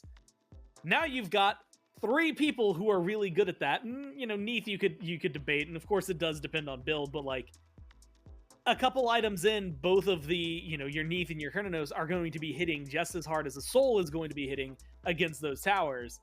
And now you've got that potentially, probably, against all lanes, right? So now it's something that, well, maybe Cowabunga have opened things up. Aurora died a few times early on. I don't think he really cared, given how the performance went after that. You had highlighted how good the Sunder was. I don't know. It feels like there's a lot of really good things about to happen for Cowabunga. The question is, how exactly can Dashboardians handle it? The only way to find out is to jump into game number 2. And see exactly what they do here. Game 2 of the finals. Grave will be the one on the Thanatos. Mando, who is the... He was in the Hunter role. Primary carry, yeah, who is going to be going onto the Hades. Dashboard, their support over to the Odin. Rundus, who is in solo on the Kukulkan. And XD001, who I'm used to seeing more on Kukulkan given his competitive history. Instead on Loki going into the mid lane, and this might be really, really bad spot to be in if they have the damage. Force the combat blink immediately. 5 people roaming around, found 1, but not able to find the kill just yet. Just a little bit of pressure goes a long way here for Cowabunga. Gore, did I miss the memo? Did we actually queue a game of Arena as opposed to Conquest in our finals match? Because why were like all 10 players circled around the middle of the map at that point? That is a wild start. Thankfully, the members of Dashboardians, no death there. The combat blink gonna keep them alive, specifically for Grave and for Mando, just able to stay alive for the time being. But Cowabunga, not what I expected to see a 5-man grouping for this team, given that it's just the same team as last time, minus the Hecate. Paul going on to the Neat this time means that early game damage might be a little bit stronger, depending on the type of route that you go. But knowing Paul's competitive history and how he's been playing gods, it will be more of that intelligent style of build. So not surprised that Paul is going to be still running that route at the very least. But would love to see Dashboardians play aggressive. This is a composition that if you are trying to match what a Soul can do late game, what a Cernanos with crit can do late game, you're going to fail because you have to walk up to them while they can stand as far away as possible away from you. Also, gonna point there that I don't think, or that Dashboard and them were able to secure that buff because Aurora had Sundering Arc and Dashboard didn't. So I think Aurora gets a nice little steal and probably loses life because of it after. Double stun keeps him alive for now, but it's just the name of the game for Aurora. Aurora, when we were in like even earlier stages of testing this game, Aurora was already talking about how the invade meta could go crazy, and now he's doing it here live in the grand finals. I'm so used to seeing Aurora, I mean, in this exact position, being so willing to sacrifice his own life if it means that he could get a little bit of leeway for his team away from the other squad and doing things like what you had just said, except this time he hasn't died. Instead, it's Hardcore who gets first blood over in duo lane, and now Aurora, depending on when a belly flop can come up, no, the belch was just used as well. So instead, gonna let another slip through their hands. But is it really slipping when you get first blood and your team is already farming so well that you're about 1,000 gold up?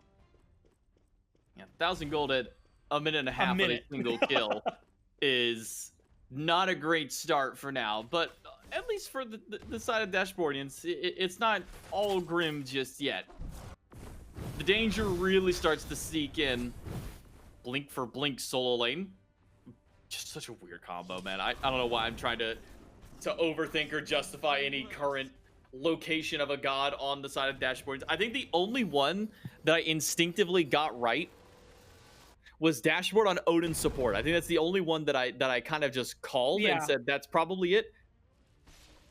And then I kind of said like Thanatos maybe for jungle, if not Loki.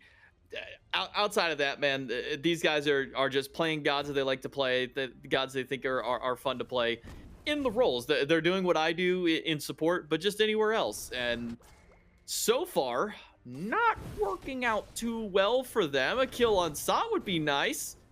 The Saporate keeps him alive, though, for the time being. Well, the distance is what's necessary now. Although, with a little bit of self-sustain, turns out you can get pretty far in life, and that is exactly what Sa does. J-Mac, I'm gonna posit a theory to you about why this Kukulkan in solo came up to begin with. Outside of the kind of anything goes right now nature of the game, although we'll hold that thought for a moment. Never mind, Aurora makes it out just fine.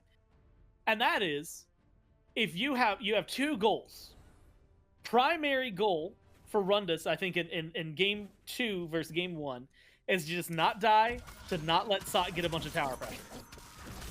What god sits under tower better than Kukulkan? Like, he clears waves so good. Like, I don't like if Rundus. Honestly, the fact that I've seen him step past his tower line is impressive to me, because it feels like this was a god that was chosen strictly as an anti-Sot tech more than anything.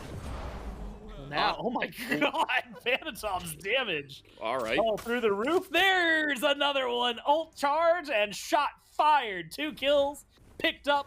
Clean 4-0 so far for Cowabunga. You know what? Going back to your theory, I think you're right. I think you're right about Rundus taking the Kukulkan to just stay away from Sot and keep his tower alive for long. In fact, he's already done that job. If he makes it to 5 minutes with the tower still standing, then he's done his work. Unfortunately for him, I don't think that Panatom is going to allow that to happen. Invaded the blue buff, and an ultimate used to try and secure that as well. Not sure if he actually did fully secure. It looks like it was. No, it was dropped, actually. So Panatom's going to be able to steal this blue buff away. Fortunate for Rundus, doesn't lose his life walking up to a Susano and ulting point blank in his face, missing everything. He gets to live, and he gets to keep his tower alive. So already, I swear it's not to sound sarcastic, but already doing a lot better than game number 1.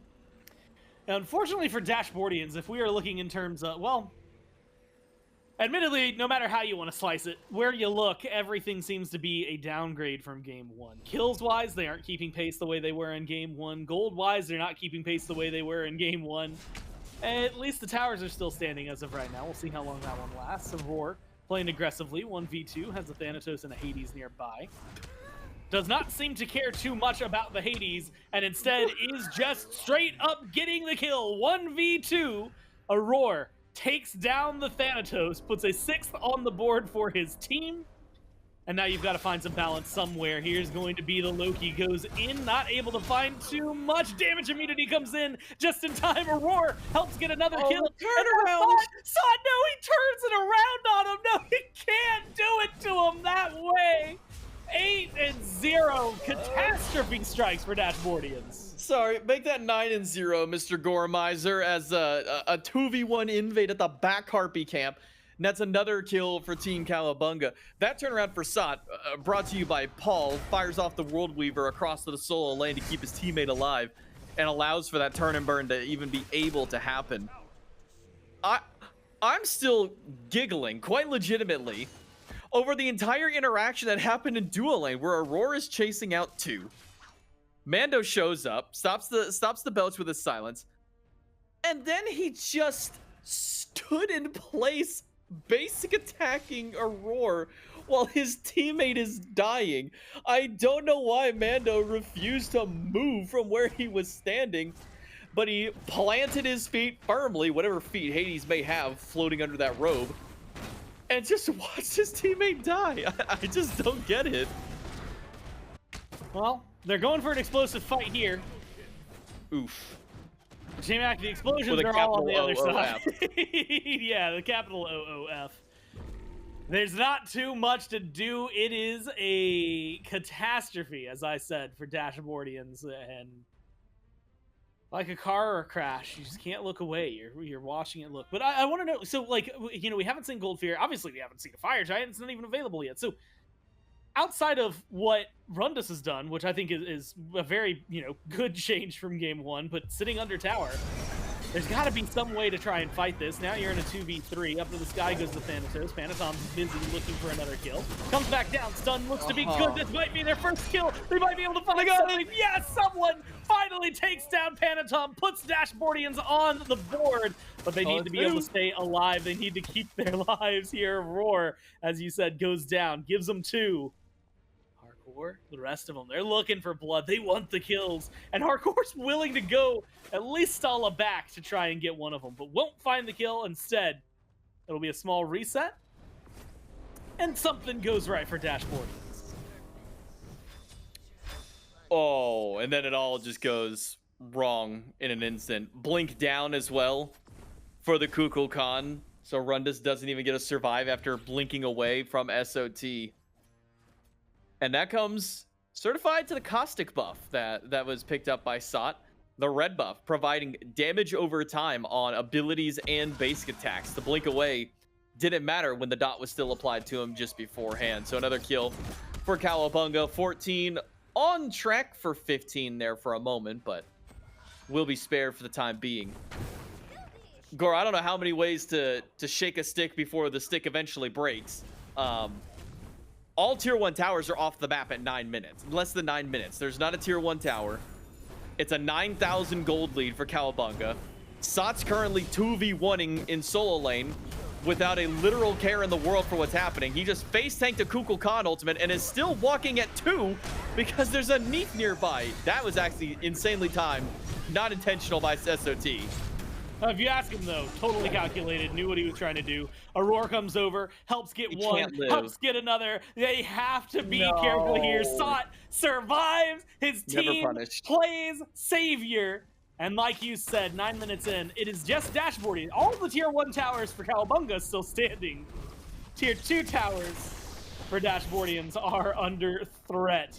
Paul, another kill And like a conveyor belt of demise, Dashboardians have not been able to slow anything. Now they're grouping up over on right. They're going to see the numbers. They might be able to get something done here. Phantom has to play carefully. Stunned out, half health, knock up, good from Aurora. Knock up good from Phantom. My God, I can't believe it. Paul, with the fadeaway shot, is able to seal the deal, puts Grave down. 0, 5, and 2 for the Thanatos. But you got to look at the other side. It's the 5-0-3 right now for Paul. There's no way. There's no way. Loki on the way in, though. Just keep your eyes out. There's no way. Stealthing through. Cowabunga, all still alive. The Neath ultimate gets the kill. I can't. This has spiraled out of control fast. Like, even faster than some of our previous games. Gore, we're sitting 22 kills in 23 kills now. XD001 gets himself on the board with that kill. We are 24 kills at 11 minutes in the game.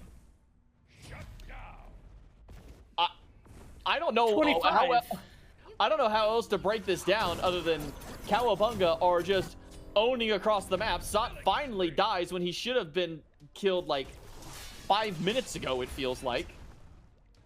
This is just turned into cross-map arena. That's it. We have just turned Conquest into an arena map is all it is. It's just arena but scaled up massively. Because that's all this game feels like it is to me right now. Fights everywhere the eye can see. I feel bad for Doug, who has to try and capture all of this. He's trying so hard. Oh, 22 kills for Cowabunga, 5 for Dashboardians. And J-Mac, it feels, I'm going to be real, it kind of feels weird right now that they aren't actively fighting everywhere all at once. Doesn't necessarily mean that they're slowing down. There's going to be the Neath hold onto the Loki. It's going to find some damage. Combat Blink gets some disengagement. Susano still wants to fight. Goes in. Forces the stealth. Has to play carefully. Phantom is here waiting. Teleports away. Help of his team nearby. Should be done, but just as I said, oh man, it feels weird to have a breath of fresh air. They go to prove me wrong and just fight everywhere they can. Force a few backs. Gold Fury is available. You have to imagine with where Cowabunga are at, 10,000 gold up, by the way, they could feel pretty confident going for any objective on the board. Yeah, I don't know if there's a realm where Dashboardians can actually step up to a Fury, or eventually, if we get to that point of the game, the Fire Giant. The rate it's going. I mean, tier 2 tower on right side nearly down, sitting at like 10% of its HP bar. Mid and left side still full. Hades ultimate from Mando just leaves him standing in place. Kills on a roar. Good for Dashboardians to keep themselves active. Loki into the back line, but Paul's got a lot of damage online. Gets one, second one on top of that. I mean, this is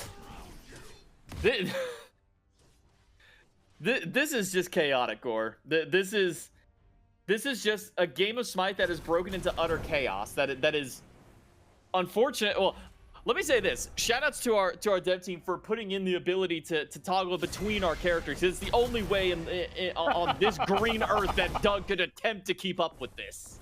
26 on the board. Sot takes out Grave. Still wants to take down Rundus. Might just take the tier 2 for funsies here. Eats a couple tower shots. Is cutting this one close. Might die for it. He stays alive. And J-Mac, all I can think is there's no justice in the world until I see a Loki going for the gank. Loki going for the ult. Loki getting the kill, taking out Sot, finding some sort of equilibrium. And whatever form the Dashboardians can here. It has been 14 minutes, and I'm going to steal the word you used. Pure chaos spread across the board. And unfortunately for Dashboardians, well, every time they find a small breath, small just scope of air, it seems like Cowabunga come in to suffocate them even harder. Yeah, Cowabunga's just walking around with Pill at this point, waiting for their next victim to step forward to be put to sleep for a little while. Unfortunately for Mando, it's his turn this time. Aurora manages to catch him out inside of the jungle along with Panatom. Grave follows similar fate this time to Paul's hands. As Cowabunga start backing up towards the Fury. But Aurora to make sure to keep Paul alive as long as possible. Paul still fighting through. Paul and Yarkora team to take down Dashboard 9-0 and 5. The two deaths of game number 1 have not phased Paul one bit. He's right back into his wheelhouse. Yeah, didn't last long, the era of Paul dying in Smite 2. And you know what? Some people might miss it. Paul won't, but some people might. It was a crazy 5 minutes. Yeah, it was a really wild time while it lasted. Full era. XD001 dead for another 20 seconds. Buffs being stolen, taken away. This side of the jungle might as well just be Cowabunga's. Panatom punished for his aggression. And about time. And about time. It had to slow down eventually. I just don't know where it goes from here, J-Mac. I mean, it feels like Dashboardians are finally starting to find some things. But every time it feels like they take a step in the right direction, something like that happens. A kill on one side leaves 2 of these auto attackers who are wide open to take down a tower or a Phoenix or just put pressure somewhere. Right side tower down. Still 2 standing, mid and left, but kills are just as important to Cowabunga as the PvE aspect is, and they'll go ahead and make their way over to the right Phoenix. Odin Ultimate is the most valuable tool that Dashboardians have right now to slow down the momentum of Cowabunga. If you want to prevent a Phoenix from going down, there are 2 gods currently in Smite 2 that are really good at doing that. Odin and Ymir. Ymir, probably the best one because he just throws up a wall for X amount of seconds in place of it, blocks it off. Odin can drop down his cage, but it's an ultimate to do so, and the cage is technically still breakable. But if you don't need to worry about anybody to actually defend, I mean, you just walk at people. Up 486. It's not 800, but this is getting tough, man. SOT putting up nearly 500 crits, triple kill for him, 7, 2, and 4. Just give him some time. Yeah, there were Phoenix. There were towers. Not going to be very many towers left after this. Plenty of opportunity and opening for him. Cowabunga, push forward. Tier 2 goes down. Call it deja vu with 4 dead. They're going to assault a Phoenix. Depending on how this goes, there's the knee stun. And the SOT auto combo gets the kill. Low health bars for a couple members here of Cowabunga. And respawns coming through for 4 members of Dashboardians, but they walk in 1 by 1. 20 seconds till Graves, 25 now until you get Dashboard, 35 until Mando. And this is a long-winded way of telling you deaths just keep rolling through. The Loki goes down. They've got low health bars, but they've got minions. Do they have confidence in themselves? The answer seems to be no. Retreats being called, backs being channeled. Cowabunga, 4 times the kills, 17,000 gold up, take the mid Phoenix, and they fall back. Or you can almost triple the time. Actually, oh no, Paul misses a root. Never mind. I was gonna say you could triple the number of minutes in game, and that's almost the number of kills that we have in game. We are 50 kills into this game at 18 minutes. To say there has been fighting in this game is an understatement. It has been non-stop combat at every single point of the map. The amount of okays I threw at the Phoenix is just because purely of this. It is, we have 5 people standing our ground. Why would you jump in to 3 of them? Why would you dash into 3 of them? I don't understand it. But you know what? As long as they're having fun, Gore, at the end of the day, that's what matters for the Dashboardians. I hope that they're having some fun, because I know Cowabunga's having a blast right now. I mean, it's in their name. They're probably saying it every kill. If they're not, I'm disappointed. Yeah, no, that has to be the calling card. That has to be the battle cry for Cowabunga, is to just scream Cowabunga every single kill. 42 times, I don't know, that might be a little excessive, 42 times in 19 minutes. It's your average. For what they can get. Oh my god, no, because I refuse to believe that SOT is going to get away with murder every single time, but so far in 1v2s, 1v3s, it's been more than fine. Now he's got backup. He's got carries right behind him. They put some pressure forward. Minions walk up with them towards mid Phoenix. And JMac again, they fall back a little bit. They need something to break open the base, and they just haven't found it quite yet. SOT's having fun. Let me tell you why, Goor. Look at the 3rd item slot he's got there. That's Helm of Darkness. That's the stealth helm. He's trying to match the Loki. He can just be Loki, but with better auto attacks. That's all he's got to do right now.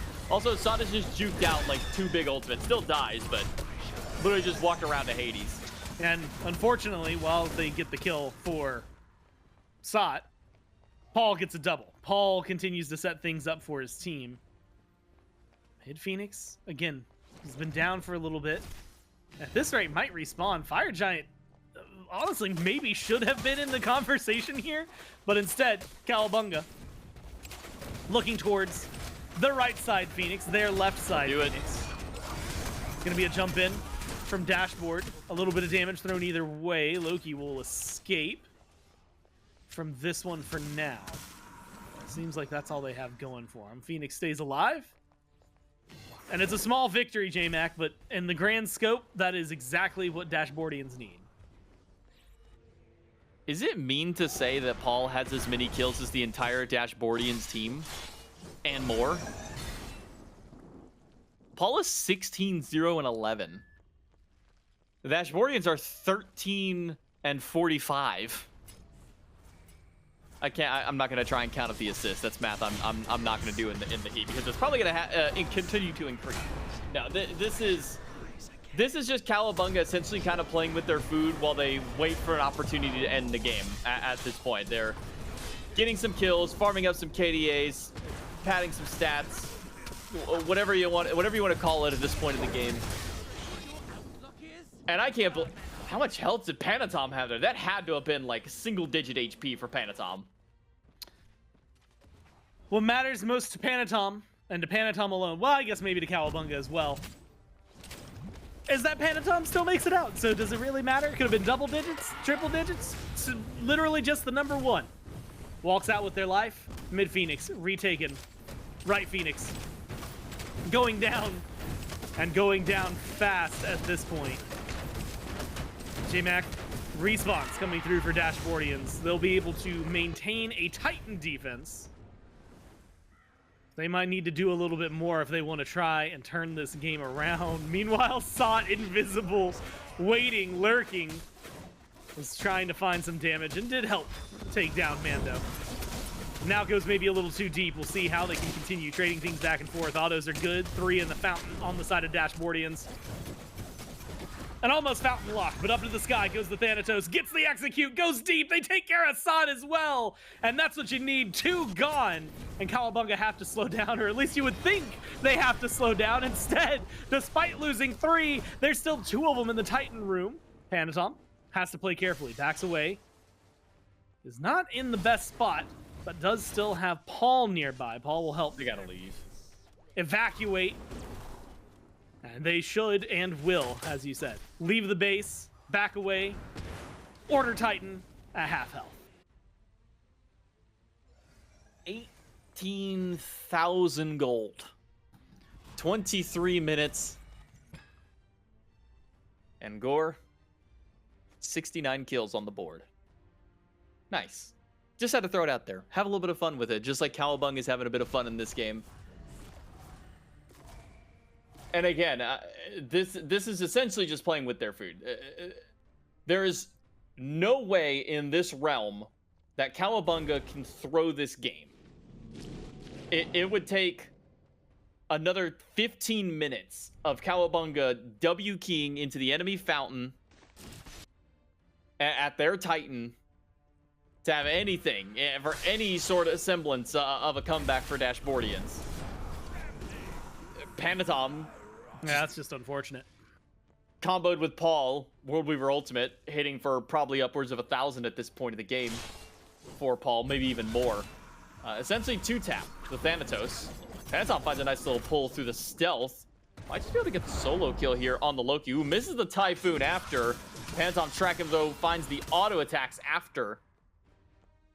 But now can he chase the Loki all the way back to base? Panatom has a ton of mobility. So as long as he can keep eyes, sure. Unfortunately for him, there was one tower they hadn't taken yet, and that was the left one, tier 2. So he can't chase him that far. J-Mac, they're going to keep chasing Cowabunga They know no limits. Yeah. They see no walls. They know no borders. They walk right into a Kukulkan ult, and they don't seem to care. They get a kill. In fact, Kukulkan is going to have to deal with the stealth soul that just showed up behind him. And poor Rundus feels and learns the hard way. And now you've got 4 gone, 35 seconds on the nearest.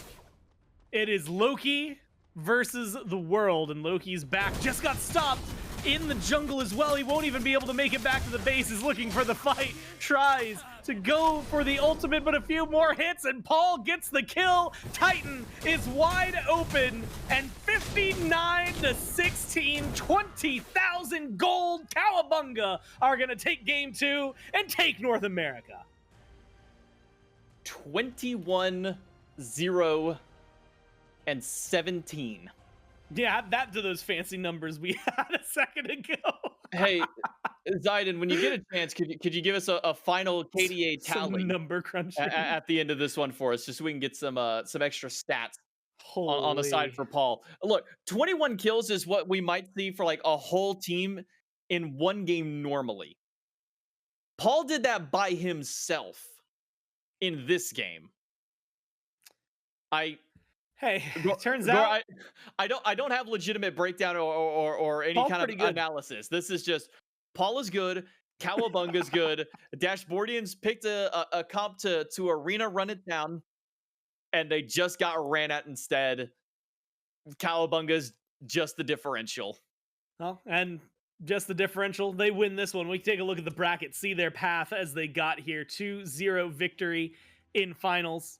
And it might not surprise you to find out that it was a 2-0 victory in semis, and a 1-0, and then a 1-0 prior to that. Very clean play from them. Dashboardians show up. They play well, but unfortunately, it is just Cowabunga running the show today in North America in this Alpha Weekend 4 tournament. And again, looking good doing it. Just, again, J-Mac, they got away with a whole lot of stuff. I'm assuming feels really good for them in that kind of position to be that aggressive, again, with that kind of strength. And so the question, I guess, is going to be what they'll do the next time they show up. They are only one of 2 victors, though, because we did earlier today, in case you missed it, play in EMEA. A lot of best of 3s happened over there, and it was the Rings adapting in crew who were able to win that one 2-0. And again, winning most of their sets throughout the entirety of it. Now, this was Alpha Weekend 4, the tournament both in NA and EMEA. I'll say up front right now, SMITE2.com is a great place to go. It's a great place to be. If you want access to be able to play, you still have a little bit of time, to be able to get in for this weekend. But of course, that would then give you access when the game goes up 24/7. Any other future Alpha weekends, flash tests, things like that, you will be able to jump in. Things like that would be very, I would say, very fun. 3 different tiers, a lot of rewards you can get at every single one of them. And JMac, it just feels like every single time I see more, the next level of Smite 2, there's more to appreciate. I got an update from Zayden. So Paul ended the first tournament at a 76 KDA. Okay. Despite dying twice, his KDA increased to 81 for 2 tournaments of play. If he wouldn't have died the second time, his final KDA would have been 161.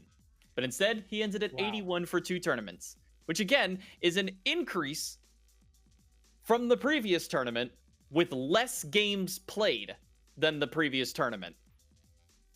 Guys, I think Cowabunga's pretty good. I think Cowabunga is good, and I think Paul might just be good at Smite 2. And that's my conclusion for NA's tournament, is Paul's good at Smite 2. You know what? I can't think of a better way to sum up the day than that, so I won't try. I'll just say instead, on behalf of myself and JMac, of course, everyone back in production, everyone here at hi-rez Studios, and everyone, whether you are watching today, playing the game, ideally in the best world, if you have 2 monitors, doing a little bit of both, thank you for playing Smite 2. Thank you so much for hanging out. And until next time, we'll be seeing you. Made in Georgia.